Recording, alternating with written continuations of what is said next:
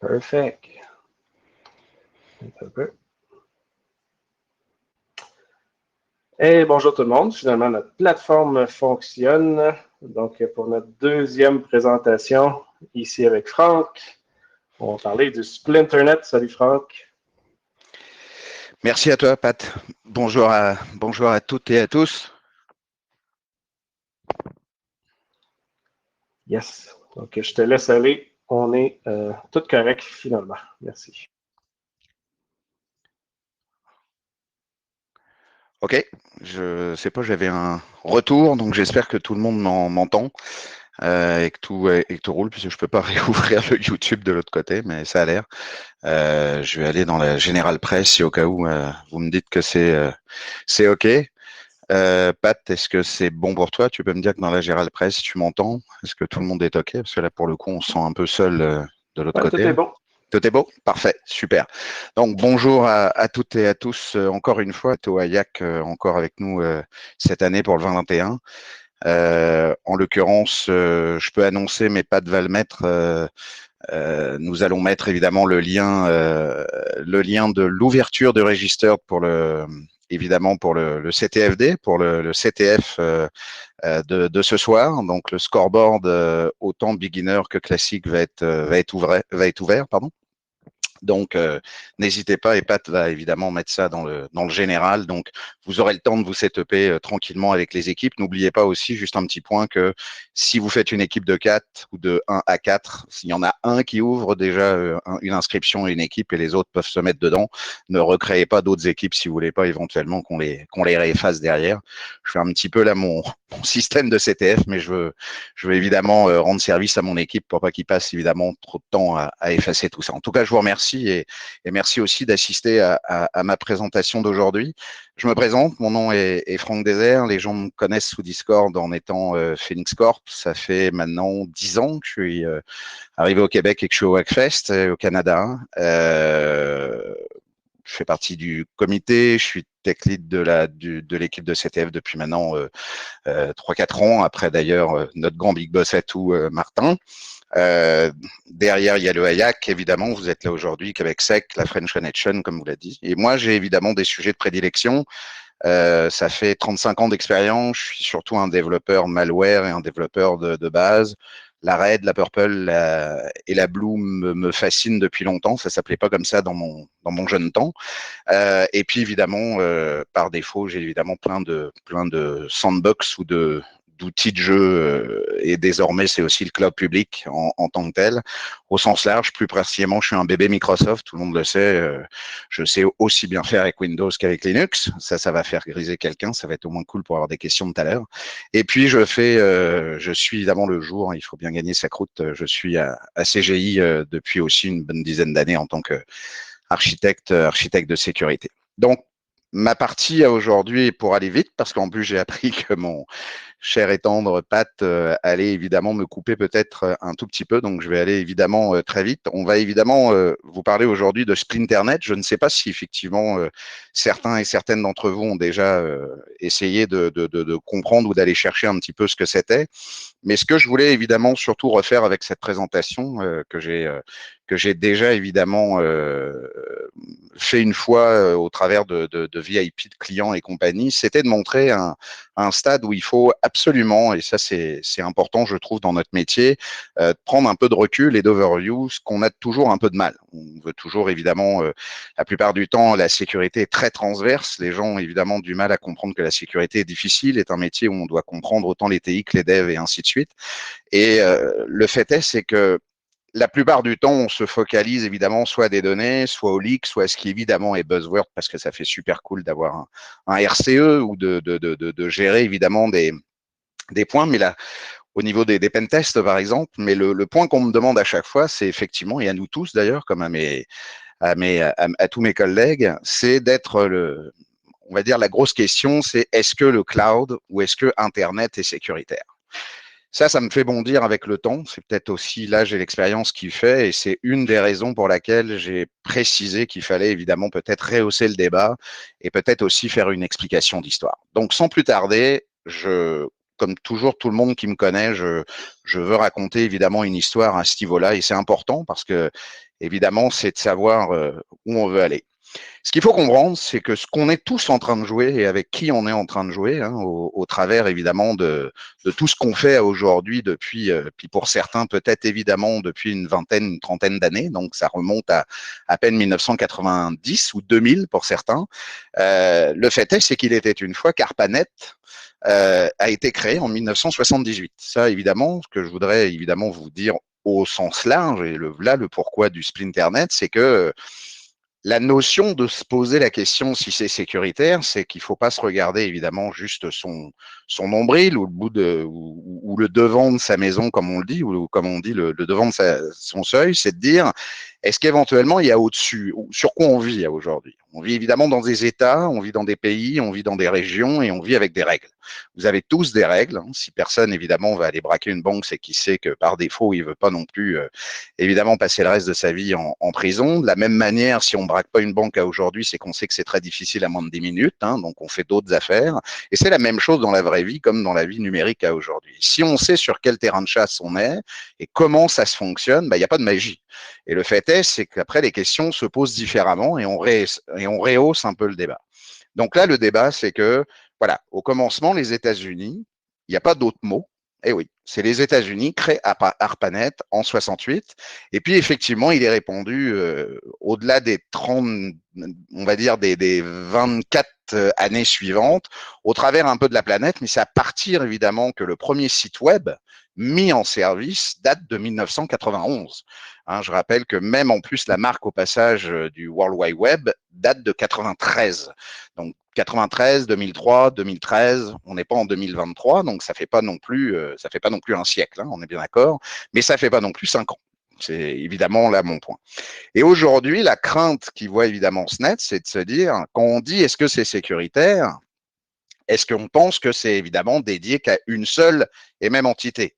On verra tout à l'heure qu'il y a une histoire de libertarien qu'on voudrait dire que, et ça c'est une utopie totale, ou en tout cas je vais sûrement casser peut-être certains rimes ou éventuellement être forcé, mais le côté de l'Internet libre ou totalement, où tout le monde fait le monde de l'unicorne, c'est évidemment absolument pas vrai parce que de toute façon, la vraie vie nous rattrape et la vie des sociétés nous rattrape. Nos lois nous rattrapent et les problèmes commerciaux nous rattrapent. Donc, le côté évidemment de pourquoi ça pose problème, d'où le fait du Splinternet et du nouveau nom, la balkanisation d'Internet, c'est juste un point, vous allez vite le comprendre. Netflix, où tous les problèmes de droit éventuellement, par exemple, au niveau des logiciels et des sites web de streaming, bah aujourd'hui, ils ne payaient pas encore, et encore, c'est pas encore approuvé, là, ça sera normalement fin de l'année ou début de l'année prochaine. Là, ça y est, non, en tout cas de cet été, au moins pour la TPS et la TVQ, mais ils ne payaient même pas les taxes au travers, évidemment, du pays. Ça dépasse le cadre, évidemment, de la sécurité, mais ça en fait partie, puisque ça fait de la partie de la sécurité, évidemment, de dire que notre système ne doit pas nourrir des gens, ou en tout cas ne doit pas faire, évidemment, passer les gens par rapport à, évidemment, le pays où on trouve à vivre, et il doit, évidemment, y aller, lâcher les droits, et ainsi de suite. Donc, comme je le disais, rien n'étant neuf, si on connaît comment tout fonctionne, on arrive à comprendre, à savoir que on va se poser les bonnes questions au bon endroit et que c'est peut-être pas les bonnes questions qu'on se pose en fait à chaque fois, hormis évidemment comme l'excellente et incroyable présentation de Sébastien, là, où on peut après avoir une niche précise sur un produit précis comme le SQL injection ou comme le top 10 de WASP. Là, je ne rentre pas là-dedans, mais par rapport à votre terrain de chasse à ce niveau-là, il faut évidemment me dire mais sur quoi je me bats et sur quoi j'ai envie de me battre aussi au niveau de mon entreprise, ou au niveau de moi-même à titre privé, ou au niveau de tout avec ce que je dois interagir au niveau de mes mandats, de tout ce que vous avez. Donc, le but, il est de dire, si je reprends évidemment pareil aussi les Internet Protocol Suite, je vous en ai listé toute la partie, puis je n'ai pas inventé, c'est celle qui est évidemment dans Wikipédia, mais j'en ai pris 3-4. DNS, CMTP, HTTP, je ne vais pas vous faire l'affront évidemment à vous tous ici parce que vous êtes tous de la partie à vous présenter un certain nombre de points, mais ces points-là existent depuis les années 70. Alors, je suis pas en train de faire non plus l'effervescence que tout est vieux et il faut faire du respect sur les vieux, c'est pas ce que je veux dire. Je veux dire aussi que si c'est le cas, ne refaisons pas la même chose que l'histoire qui se répète et de croire qu'on réinvente des choses qui évidemment fonctionnent avec magie, encore une fois. Un truc tout bête d'ailleurs, puis je voulais vous faire la petite blague parce que ça c'est pour Martin, Martin c'est pour toi.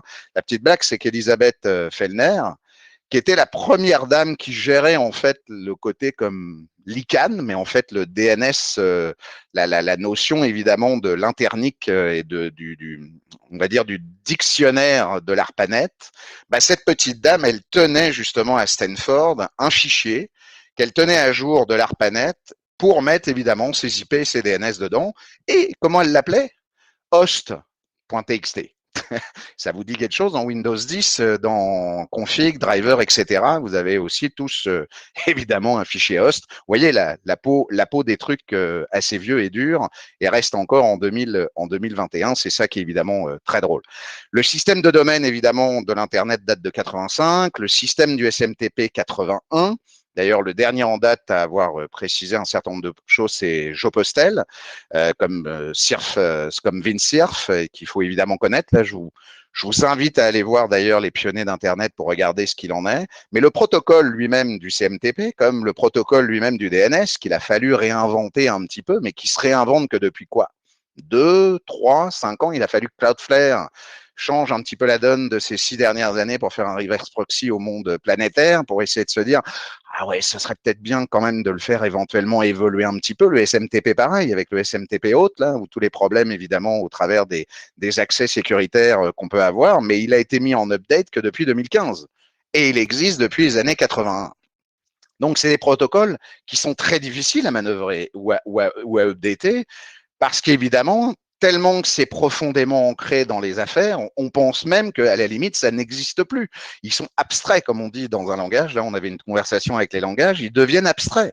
Donc, devenant abstraits, on les oublie un petit peu et on oublie tous les indépendants de tout ça. Comme le DNS où il a fallu inventer que le text record, bah maintenant ça sert à faire des tonnes de choses de je peux voir que c'est bien toi, je t'envoie des fichiers pour évidemment que je vais faire un resolving où je vais reprendre évidemment le CNAME ou le texte ou peu importe quoi pour essayer de générer des choses, mais normalement le DNS va évidemment évoluer avec le temps, mais et pareil évidemment avec l'HTTP sur le 80. Donc si on va plus loin, évidemment, tout ça a été dédié parce que le DNS, si vous adorez ça comme moi, c'est celui-là qui, allez, soyons honnêtes, on est dans les vestiaires, qui tient quand même, je vais le dire, à la mode européenne, puis après à la mode québécoise, il tient les roubignoles d'Internet dans les mains et il tient les gogos, comme on dit évidemment, dans les mains aussi, parce que celui-là qui détient le DNS détient obligatoirement la censure ou détient l'intégralité d'Internet. Et ça, à l'époque, vous pouvez aller sur route-serveur avec un s.org. La maîtrise, évidemment, des serveurs DNS racines, comme on les appelle, bah, la croyance populaire dit qu'il y avait évidemment 13 serveurs DNS route de l'époque. Ce n'est plus vrai, hein, évidemment, pour des notions qu'on comprend que l'intégralité de la planète est maintenant connectée en permanence avec à peu près, puis on le verra tout à l'heure, environ 350 millions à 450 millions de personnes qui y travaillent de fin fond d'Auckland avec notre ami Dimitri jusqu'à j'ai personne qui habite à Hawaï mais c'est à peu près dans le même rôle. Donc évidemment, ça a été changé par des serveurs d'identité. Ces serveurs d'identité évidemment passent par des lettres, donc que vous voyez de A à M, avec évidemment des couleurs en l'occurrence, mais évidemment au niveau de ces serveurs de noms, et c'est ça qui est complètement dingue, parce que c'est là qu'il faut encore reprendre le point. Qu'est-ce qu'on vient de dire au niveau de serveurs de noms? Vous êtes tous à vouloir évidemment être en privacy. Alors, la privacy, c'est déjà un problématique si vous sortez de votre propre provider. Parce que votre provider peut vous injecter ce que vous voulez. Donc, évidemment, vous allez peut-être mettre un P-hole dedans ou un AdGuard, comme moi je l'ai fait, pour évidemment faire du resolve et de remettre aussi les DNS qui normalement vous piquent pas. Mais ça vous empêche de savoir où vous allez, mais pas spécialement qui vous êtes ou de votre IP, puisque pour ça, il faut un VPN.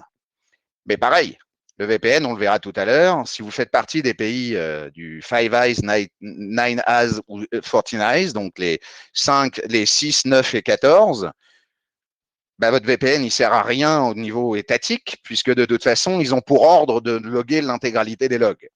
Et c'est très compliqué, justement, de trouver un VPN qui ne s'applique pas dans ces pays. Je vous rappelle malheureusement que le Canada en fait partie, parce qu'on fait partie du G7 et le G7 fait partie, évidemment, des 9 eyes. Donc, encore une fois, au niveau du DNS, par rapport, évidemment, aux entités, à date, là, tout ce que vous voyez en point, c'est 997 sites au travers de la planète sur évidemment les non-routes qui appartiennent et qui sont, enfin, qui sont spreadés sur 53 pays et qui, à part deux d'entre eux, un qui est tenu par l'Union européenne, qui est le RIP-NCC, et l'autre qui est Automatica, qui est une division de NetNode au Japon, tous les autres, tout ce que vous voyez là, appartient aux États-Unis.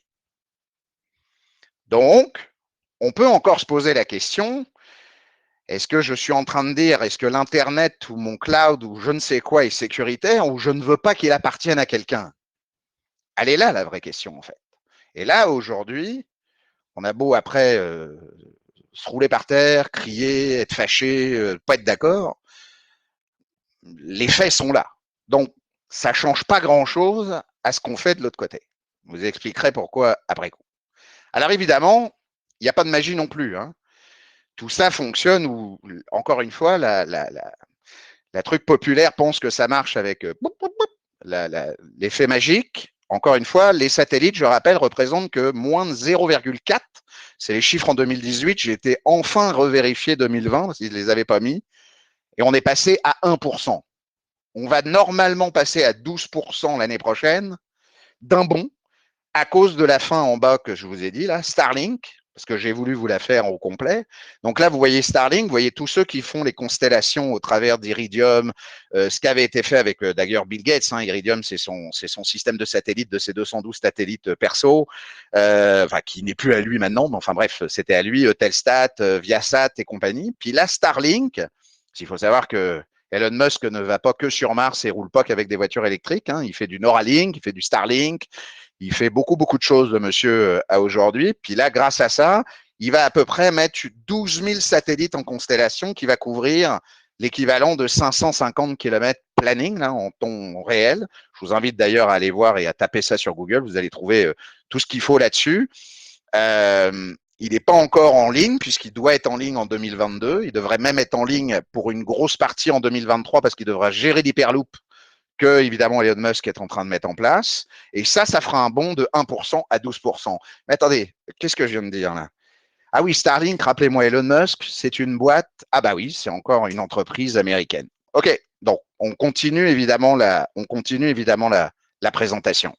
Donc, effectivement, en continuant la présentation, si c'est pas dans le ciel, c'est obligatoirement sur Terre.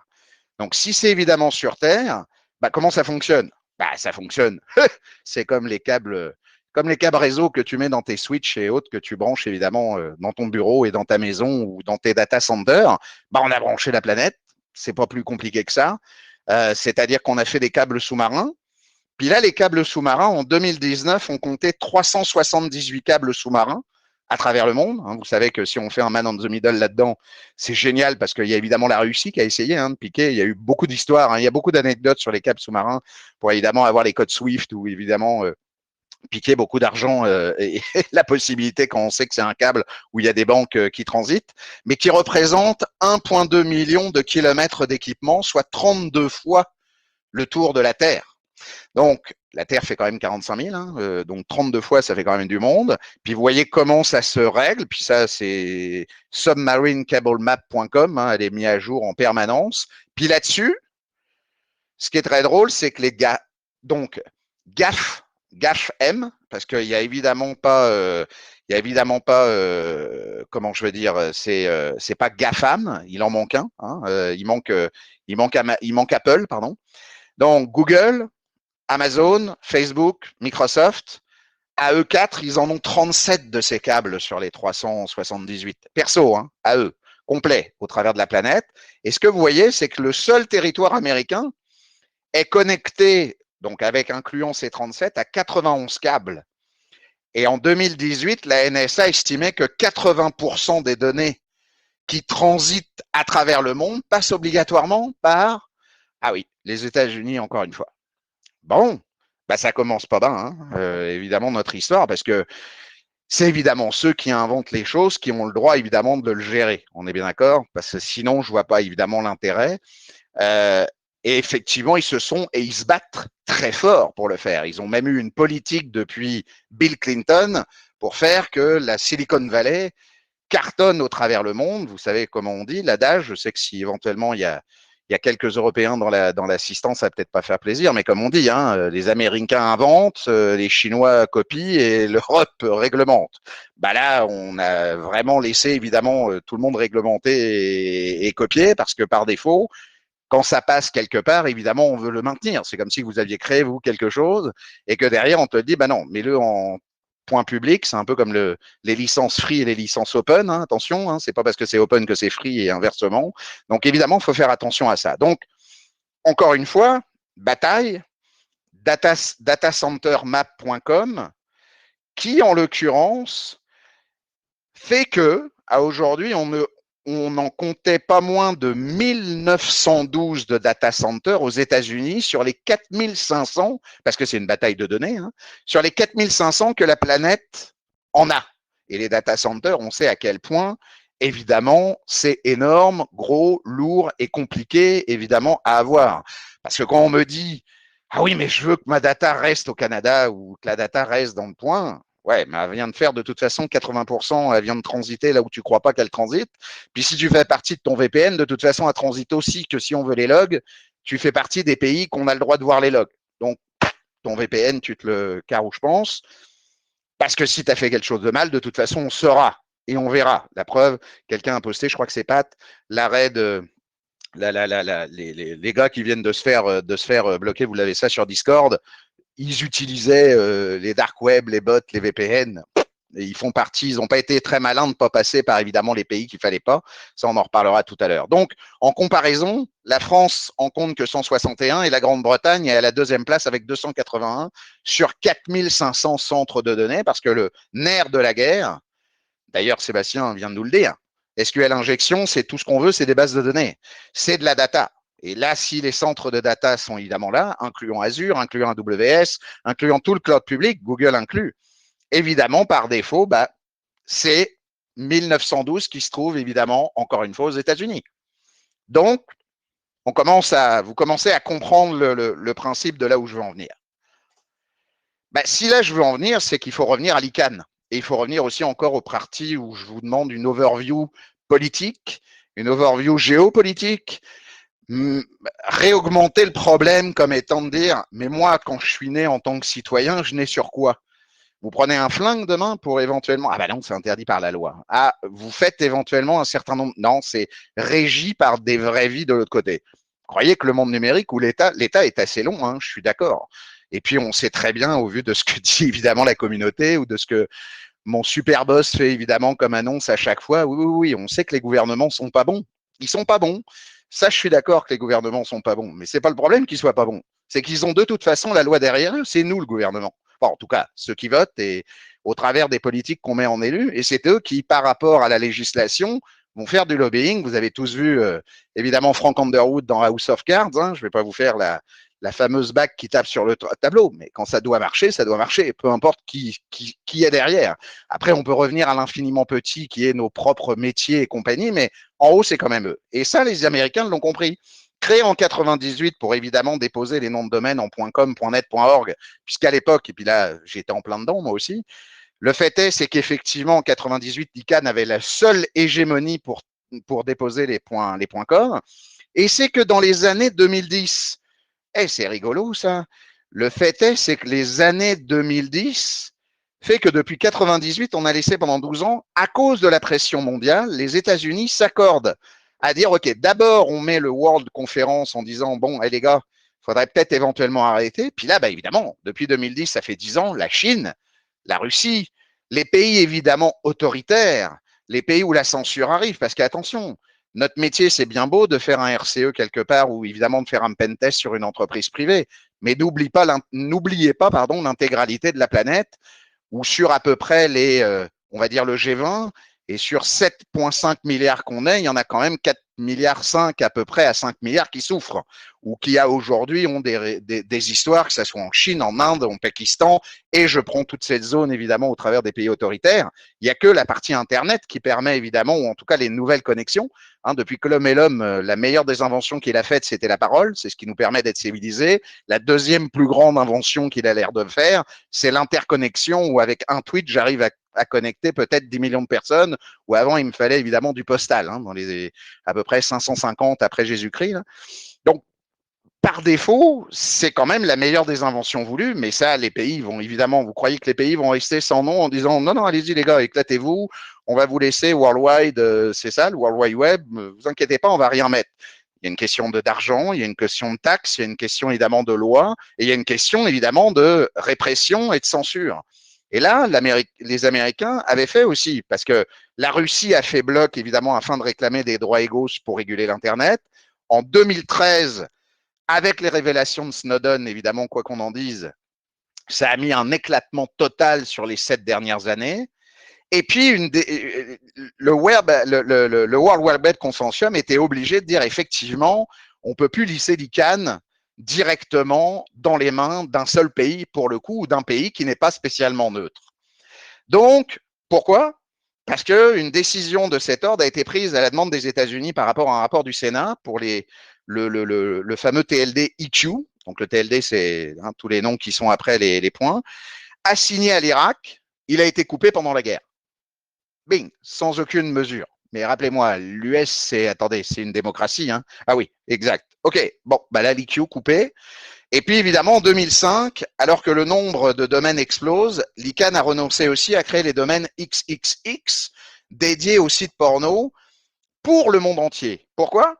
Parce que, évidemment, les organisations conservatrices américaines, dont évidemment dépend l'ICANN, parce qu'en fait, ce qui est très drôle, c'est que l'ICANN, si vous regardez, au démarrage, le grand pouvoir de ce fonctionnement, c'est que quand il a été créé, il dépendait d'un point précis politique.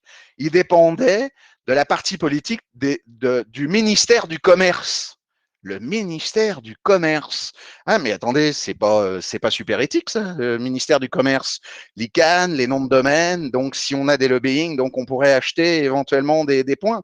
C'est ça qu'il fallait évidemment arrêter. Et ce n'est que depuis le 1er octobre 2016, le contrat entre l'ICANN et le département du commerce expire, grâce à Obama d'ailleurs, et sans être renouvelé, mais ça, les Américains l'ont un peu quand même au travers de la gorge, l'organisation est donc à jour, affranchie du gouvernement évidemment américain.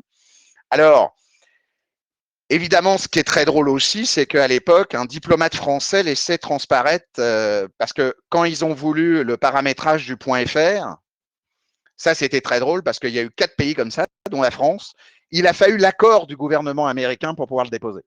C'est à partir de là que ça a commencé, qu'il serait peut-être temps, effectivement, que là, les pays prennent en charge, évidemment, un certain nombre de choses, d'où, évidemment, vient la partie Splinternet. D'ailleurs, un truc tout drôle, puis je vous invite à le faire parce que je suis un fan, X-Files, j'appelle Internet. Quand Scully dit évidemment à faire, ils avaient tellement pas, les scénaristes avaient tellement pas, en l'occurrence, la notion de savoir qu'est-ce qu'il était, centralisé, décentralisé.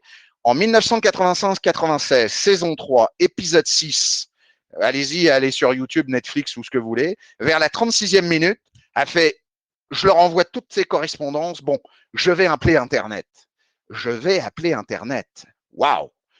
Donc là, les scénaristes et la notion de dire comment ça fonctionne, qui est Internet, en 95-96, vous imaginez la non-connaissance, évidemment, de dire que même dans une série comme celle-ci, on n'a même pas pris 2 secondes pour faire des recherches, j'appelle Internet comme si que j'envoyais un fax ou comme si que je le faisais. Parce que les États-Unis ont initialement, évidemment, développé ce réseau abus militaire, pour ensuite abus commercial, et pour après être la première puissance mondiale au travers de ce qu'a fait. Ne vous étonnez pas, si Microsoft, Amazon, Google, GAFAM, tous ceux avec qui vous travaillez sont les plus forts du monde, l'Eurasie et la Chine a gagné la partie, évidemment, de tout ce qui était le notion,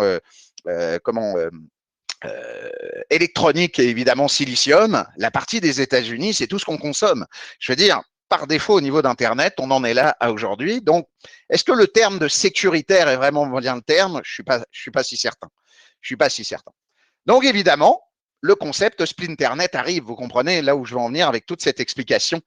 Alors, au sens concret, évidemment, il est né très tôt. Hein. C'est d'ailleurs, en l'occurrence, Eric Schmidt qui l'avait aussi repris lors d'un événement de Google en 2018 où il avait précisé que, en toute logique, il avait un pronostic dont l'avenir, il y aura une bifurcation entre les internets dirigés par les Chinois et par d'autres et les internets dirigés par l'Amérique. Puis maintenant, vous ne cachez pas, le Splinternet se solderait par la fin d'un réseau unique. Bah, si vous êtes malheureux, puis vous pouvez éventuellement, après ma presse, me détester, aller dehors, crier, faire tout ce que vous voulez, vous rouler par terre, comme on dit, ou aller vous prendre une bonne biture. Malheureusement, les gars et les filles, oui, l'Internet va arrêter d'être universel en tant que tel. À aujourd'hui, l'universalité libre et laisser place à plusieurs Internets, c'est ça le Splinternet qui arrive, parce qu'il n'y a pas le choix. Il n'y a pas le choix pour les taxes, il n'y a pas le choix pour le commerce en tant que tel, il n'y a pas le choix aussi pour l'hégémonie évidemment d'un combat extrême au travers de toutes les datas, de toutes les notions où on est tous en mode pandémique au travers de tous nos pays. Vous imaginez que là, avec tout ce qui peut se dire au travers de n'importe quoi, et on sait que la NSA a des moyens comme la CIA et comme d'autres à le gérer, hein, on ne va pas refaire Snowden, Julien Assange et compagnie. Donc, l'intégralité de tout ça fait que ça désigne une volonté des États de dire wow, wow, stop, et pas spécialement que des États, évidemment, malheureusement autoritaires, mais même les États qui ne sont pas autoritaires, on veut faire un Splinternet douce, comme on dit, mais on n'a pas le choix. Donc là, le but du jeu, c'est de dire, OK, mais ça veut dire quoi? Bah, ça veut dire qu'on veut avoir son propre réseau, mais définir, et le Splinternet, en fait, l'égalité totale là-dessus, c'est de définir des frontières.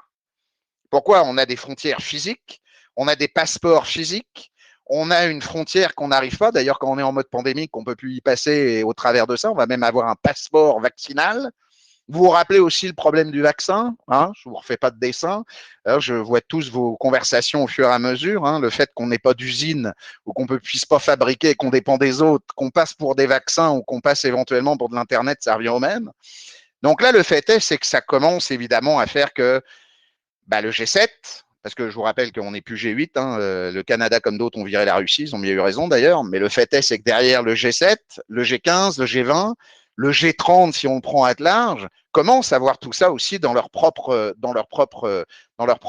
structure. Pourquoi? Rien qu'aussi pour des notions commerciales, les plateformes de streaming, les jeux, les médias, comment récupérer les taxes, comment payer son propre dû, à pourquoi des boîtes feraient des milliards à faire que nous on les consomme et qu'en même temps ça profite pas à notre communauté. On en a besoin, donc c'est le but du jeu. Et puis le terme de balkanisation, c'est plus un terme européen, c'est évidemment lors de la guerre des Balkans.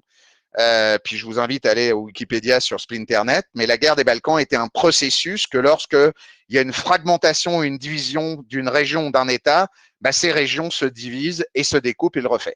Bon, mis à part évidemment, puis là je voulais passer mon petit truc, à part évidemment la Crimée, où la Crimée, depuis la Seconde Guerre mondiale, un président démocratique, soi-disant, a réussi à se le réapproprier sans avoir spécialement une guerre. Ça aussi, ça peut être aussi très drôle à ce niveau-là de croire qui est fait. Donc, ne croyez pas qu'une résistance ne s'installe pas, elle s'installe. John Perry Barlow, que je vous invite à aller voir en termes de nom, c'est lui qui a inventé les Glinders, pour ceux qui connaissent les hackers, hein, avec les petits points là. Dans son ranch, il est né en 47, lui, il a déjà démarré. Il essayait, il était poète, essayiste, éleveur et compagnie, militant libertarien, et c'est lui qui, avec, évidemment, est membre fondateur de la EFF, évidemment, et de la Freedom of the Press Foundation, c'est pas n'importe qui, de dire qu'il devait y avoir en 96, d'ailleurs le texte est très méconnu, une déclaration de l'indépendance du cyberspace. Bon, là il va falloir qu'il se rassoie, mon pauvre John Perry, parce que même le FF, l'Electronic Frontier Foundation, il aimerait, parce qu'elle a proclamé à l'époque, puis je vous le cite, parce que je voulais pas faire d'erreur dans ce que je vous cite, gouvernement du monde industriel, vous géants de chair et d'acier fatigués, je viens du cyberespace, la nouvelle patrie de l'esprit. Au nom de l'avenir, je vous demande à vous qui appartenez au passé de nous laisser tranquilles. Vous n'êtes pas les bienvenus parmi nous. Vous n'avez aucune souveraineté là où nous nous réunissons. Plus de 20 ans plus tard, c'est bye bye. Ça marche pas. Ça peut pas fonctionner. On est réglé par des États et par rapport à faire que la notion en termes de gestion, évidemment, de toutes ces frontières-là et de toutes ces histoires d'argent à aujourd'hui, le nerf de la guerre et l'argent, il n'y a pas le choix. Donc, évidemment, je vous en ai retrouvé une autre parce que vous savez, et je pense en l'occurrence que vous en avez vu partout des GAFAM. Donc là, moi, j'en ai trouvé une autre parce qu'évidemment, la partie du symbole de l'hégémonie aussi, au travers de vouloir adresser les points et de perdre peut-être un certain nombre de choses au travers du back-end d'Internet qui se joue en haut des gouvernements et des lois des gouvernements et des ministères, se joue aussi quand même au travers du marketing et des entreprises évidemment privées. Les symboles modernes de l'hégémonie américaine, Google, c'est Filter Your Toe, Apple, je vous laisse lire, vous l'avez, vous pouvez prendre une capture si vous voulez, mais je veux dire, c'est exactement ça, et ça, c'est encore une fois américain, même si on commence à leur dire l'ICANN n'est plus à eux, ceci, cela, mais est-ce que les autres pays le font? Est-ce qu'il va y avoir quand même une bataille qui s'installe? Oui, évidemment. Comme je vous le disais, Barlow va pas évidemment s'arrêter là, le pauvre vieux. Il doit se retourner là où il est, ou en tout cas, il doit pas être content, mais les détails, évidemment, qui fait qu'une omniprésence de GAFAM et les lois antitrust qui ont été faites ont été vains. Ouais, ça, oui, c'est tellement vrai. Effectivement, je suis totalement d'accord, Eric. Le fait est, c'est que l'administration Bill Clinton, lors de son second mandat, a émis un souhait de développer des entreprises leaders dans le domaine. Ils ont eu l'équivalent, écoutez bien, de 52 000 milliards de dollars d'actifs pour évidemment arriver à gérer évidemment la notion effective de dire vous devez devenir presque plus gros que le PIB de ce qu'on fait au niveau de ce pays-là. Et la preuve en est. Et la preuve en est. Donc, effectivement, il y en a d'autres qui sont pas en reste. C'est qu'évidemment, vous croyez que la Chine, évidemment, allait évidemment pas faire quoi que ce soit. C'est mal les connaître, comme la Russie, la Chine, les pays autoritaires, l'Europe, commence évidemment à faire tout ce qu'il faut pour dire non, non, non, non, non, non, ça va pas jouer de cette manière et on va pas le laisser comme ça. Donc, Batix, et normalement on devrait l'appeler Batix Huawei, parce que je l'ai mis. La Chine a décidé de mener très tôt une politique d'indépendance par rapport à, évidemment, les États-Unis. Ça date de 2009. Une grande muraille numérique est arrivée. J'adore celle-là, fallait que je la trouve. Une grande muraille numérique qui interdit évidemment à plusieurs GAFAM l'accès à son marché intérieur. Et le fait est, c'est que ces mesures, au travers de l'importance du marché chinois, vont évidemment exploser des sociétés locales. Donc évidemment Baidu, Alibaba, Tencent, MUI, Huawei. Et en 2019, les GAFAM représentaient 801 milliards de dollars de chiffre d'affaires. Le Beta XH correspondait à 329 milliards. On estime qu'ils seront à 650 milliards l'année prochaine. Et GAFAM à 900. Donc, ils ont déjà, et le résultat était déjà là. Le Splinternet existe bien jusqu'en 2018, parce qu'en Russie, en 2019, une loi, c'est pas un truc de blague, hein. C'est pas genre, oui, mais Francky, c'est juste que ce que tu es en train de me préciser juste là. Non, non, non, non.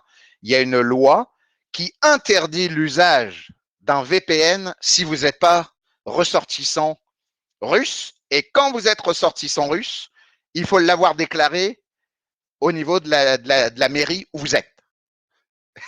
C'est génial, hein.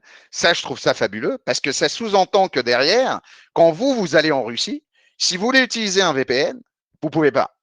Vous n'avez pas le droit et c'est la non-loi. Et le RUNET, donc je vous inviterai évidemment, vous allez voir après coup, allez voir le RUNET, le fameux Red Internet.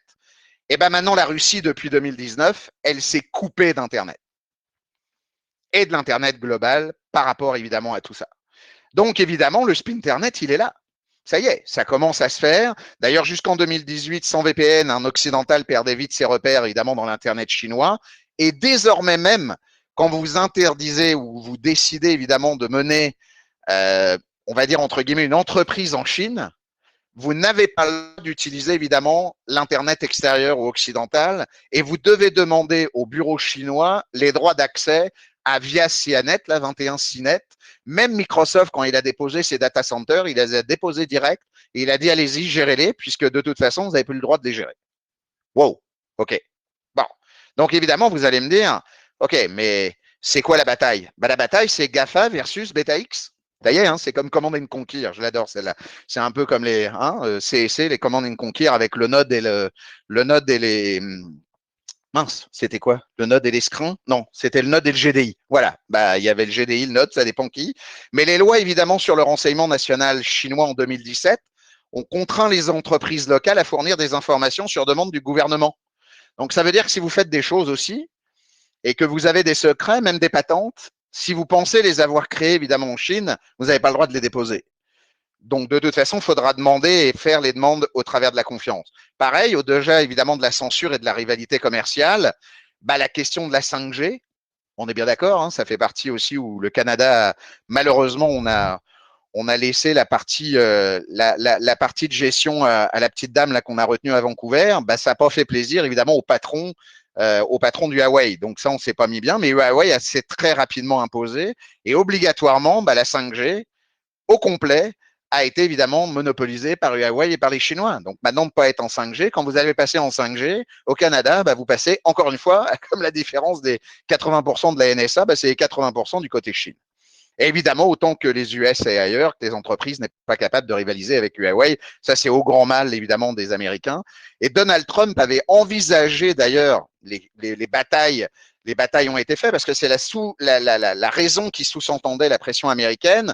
Quand TikTok, vous avez dû entendre, hein, voulait être acheté, bah là, Donald Trump a dit au revoir et que même au niveau, évidemment, avait envisagé d'acheter les Européens Nokia et Ericsson pour justement essayer de concurrencer Huawei. Donc, la bataille technologique, le monde, c'est ce que je dis d'ailleurs sur le plan de la normalisation d'Internet, l'empire du milieu renforce également son influence parce que depuis 2015, dans l'agence de l'ONU, encore une fois, hein, des États, l'ONU qu'on connaît, les droits, bah, l'Union internationale des télécommunications de l'UIT, qui fait partie de l'ONU, est désormais dirigée par le secrétaire général chinois.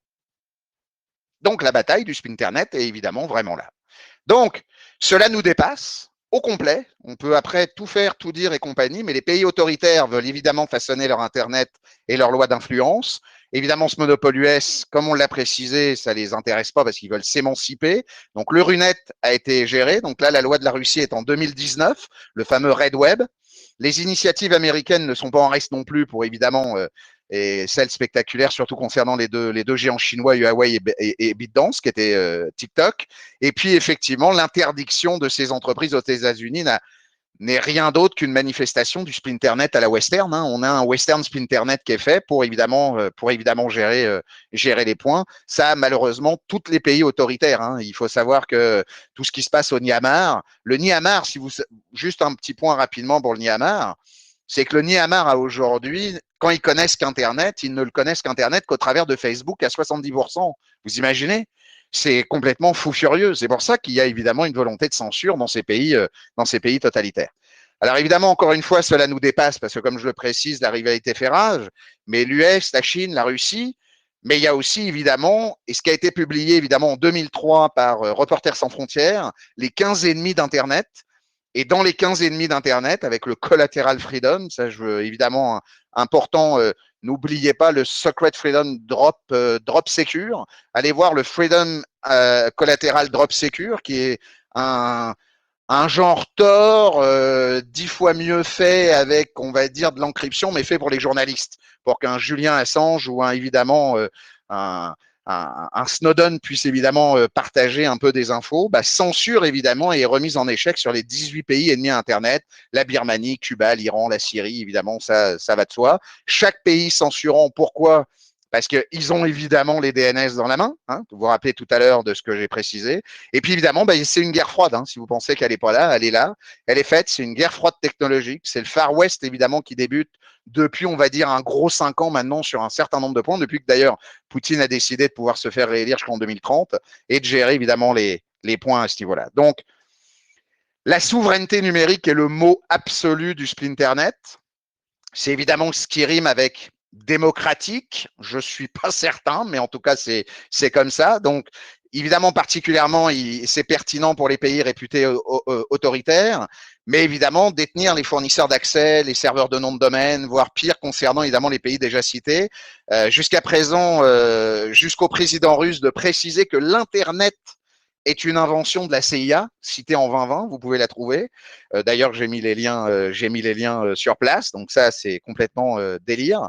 Mais parallèlement, les pays sont réputés libres et démocratiques, donc ils essayent de faire des lois locaux, des lois locales, comme nous, on l'a fait, pour effectivement essayer de gérer nos taxes, nos droits, et d'essayer de le gérer au niveau numérique.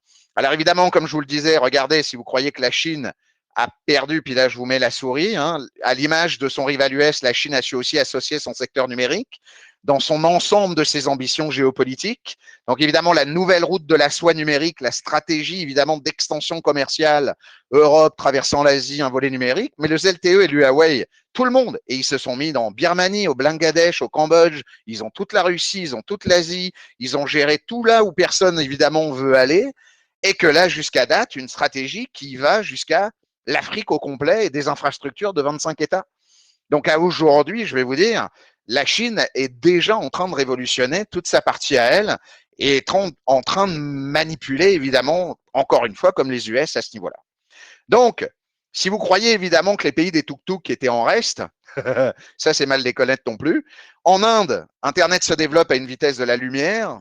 Évidemment, les progrès ouvrant la porte à un alléchant immense marché. Le plus grand qu'on connaît, c'est Jio, puisque l'Inde, évidemment, a des sphères d'influence. Hein. Vous savez que c'est géré par des castes, c'est différent. Un vieux conflit frontalier avec la Chine dans l'Himalaya s'est réchauffé, donc par défaut, l'Inde a accepté évidemment que certains pays puissent amener. C'est pour ça qu'évidemment en 2016, avant ça, bon, Facebook, Twitter et autres essayaient, mais depuis lors, l'Inde bloque et Free Basic, les services Internet gratuits de Facebook, et en 2018, une loi, encore une loi, c'est bizarre, hein, ça nous dépasse encore un peu, une loi de l'e-commerce a durci les règles de la vente en ligne en interdisant aux grandes plateformes opérant dans le pays évidemment de gérer, puisque ça, c'est évidemment pas Amazon ni Flipkart qui doit le faire, c'est visant les entreprises e-commerce au complet, évidemment, de l'Inde pour le faire. Et Jio, aujourd'hui, est vraiment la plus grosse, on va dire, entre guillemets, la plus grosse entreprise. Le gars a eu, c'est en 4 ans de temps, là, c'est impensable comment le patron, c'est Mukesh Ambani, le patron visionnaire de Jio, s'est arrogé un tiers du marché des télécoms indiens en moins de 4 ans. Et d'un fleuron industriel endetté, il est devenu un champion numérique là-dessus.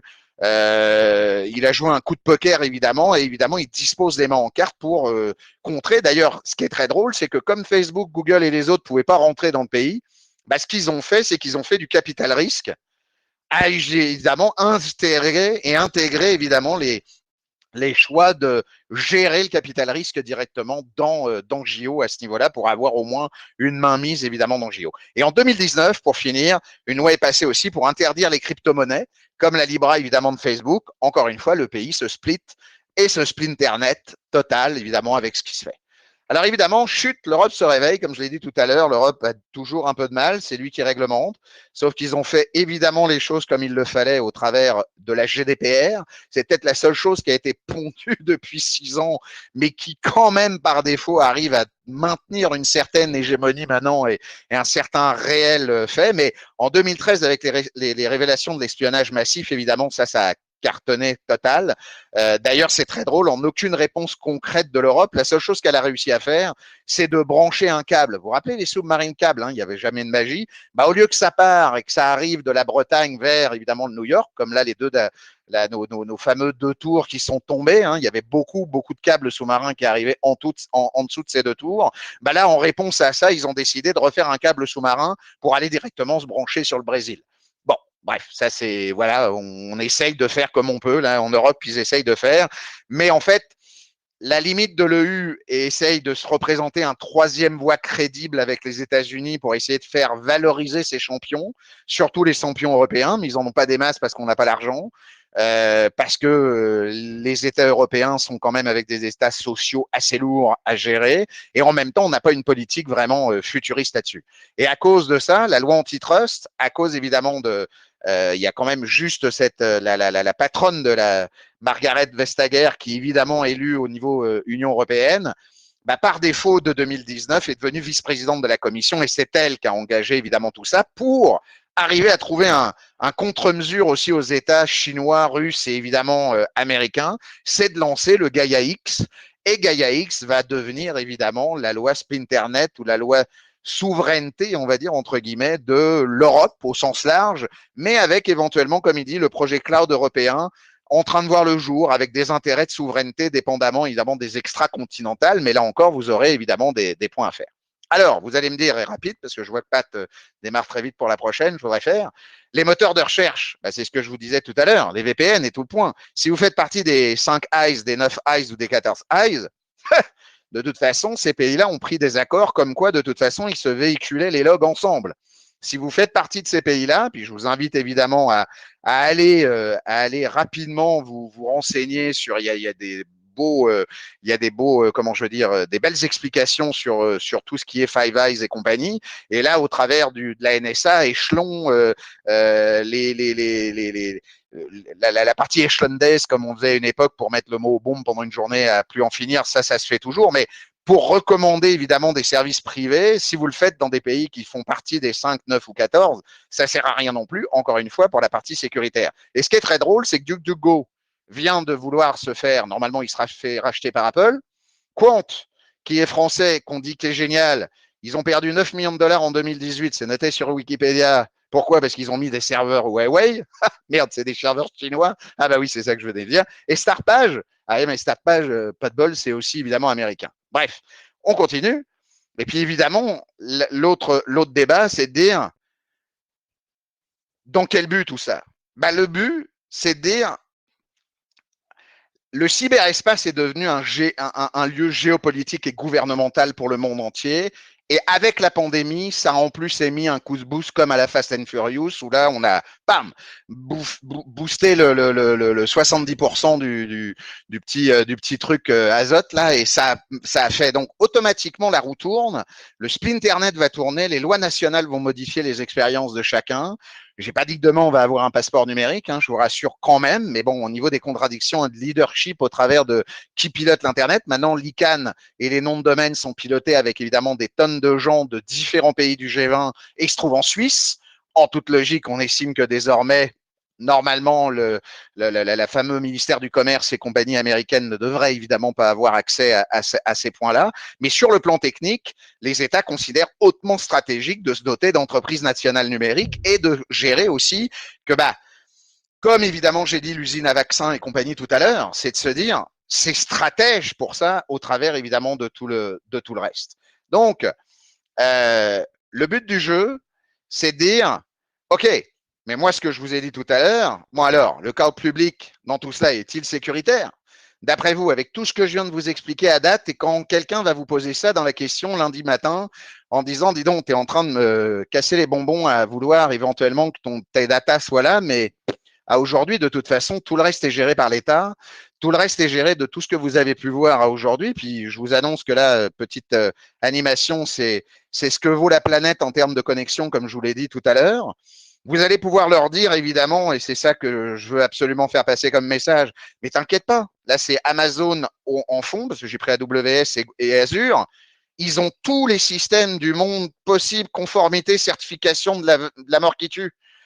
Ouais, t'es sécuritaire, regarde, global, US-Gov, industrie, régionale. On est même canadien, Privacilo. Même la même chose pour AWS. Mais c'est pas ça ton problème. Ton problème, il n'est pas de savoir s'ils ont les certifs. De toute façon, c'est des boîtes américaines. C'est des boîtes au travers des pays. C'est ça que tu veux. Bah après, c'est pas le problème de. Alors, est-ce que je suis sécuritaire? C'est comment je transite mes informations alors. Bah, à la limite, qu'est-ce qui est le plus sécuritaire? C'est peut-être de mettre dans un zip avec 32 caractères de mot de passe ou de l'encrypter en 1024, 2048, en ce que vous voulez, ou 2096, 3096, pardon, et puis de le faire véhiculer de cette manière. C'est évidemment obligatoirement ça. Parce que, à défaut, c'est obligatoirement sécuritaire. C'est pas le problème de ne pas être sécuritaire, ils l'ont, les certifications. Puis en même temps, c'est qu'une question où le nerf de la guerre, c'est l'argent. Si tu veux être sécuritaire, ou alors tu restes chez toi, ou dans ton CTI ou dans ton data center, mais quand tu vois les millions de dollars et les billions de dollars US entre les clouds publics, l'intégralité de toute la masse que ça génère, bah c'est soit tu vis dans ta grotte, soit évidemment tu vis pas dans ton point. Donc, avec la masse de gens qui sont connectés, bah, si tu véhicules bien tes données et que tu les protèges bien dès qu'ils partent que dès qu'ils viennent, parce qu'en fait, là où c'est toujours plus compliqué, c'est pas spécialement dans le transport, c'est au moment où ils arrivent, bah, ça va évidemment le faire.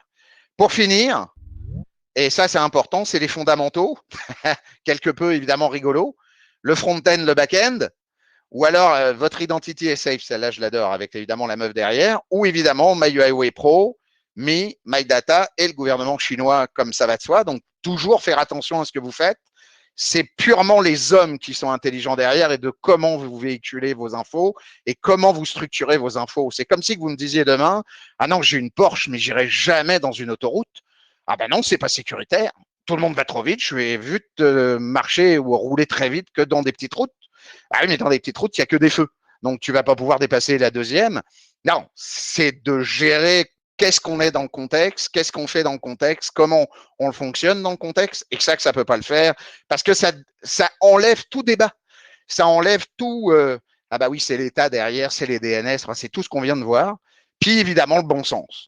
Donc là, évidemment, le Seigneur des Anneaux, hein, ça représente le Internet, les whitelist, troisième partie, le SOC, votre Cyber Security Team, le CISO, le thread. N'oubliez pas le two-factor, n'oubliez pas les MFA. Mais ça, c'est pas à vous que je vais dire ça, évidemment. Donc, ça, c'est le but, mais c'est le bon sens. Encore une fois, dans tout ce qu'on vient de voir, c'est simplement de bon sens. Moi, tout ce que je peux vous dire au travers de mon équipe, je suis fier de vous accueillir au CTF de tout à l'heure. Je vous invite évidemment et on se retrouve au Hackfest de novembre 2021. Merci à vous et de m'avoir enduré pendant une petite heure. Je vous dis merci. Je vous dis à tout à l'heure. Pat, je pense avoir été pas trop mal, puisque je devrais dû avoir 14h23. Tu m'as demandé 10 minutes. Je suis presque à 5 minutes de plus. Mais là, pour le coup, merci. Et je me trouve dans, évidemment, le channel pour les talks pour ceux qui veulent parler. Et Pat a déjà mon PDF pour ceux qui sont intéressés par la présentation. Yes, on va le mettre sur le Discord. Merci, Franck. On a 15 minutes de lousse aujourd'hui. On a prévu une pause. Fait que, on la bouffe avec notre délai de ce matin. Bon, donc, en tout cas, voilà. Merci à vous et merci de l'écoute, en tout cas. J'espère que ça vous a plu. Merci encore. Bye bye. Donc, tout le monde, on switch à la prochaine conférence.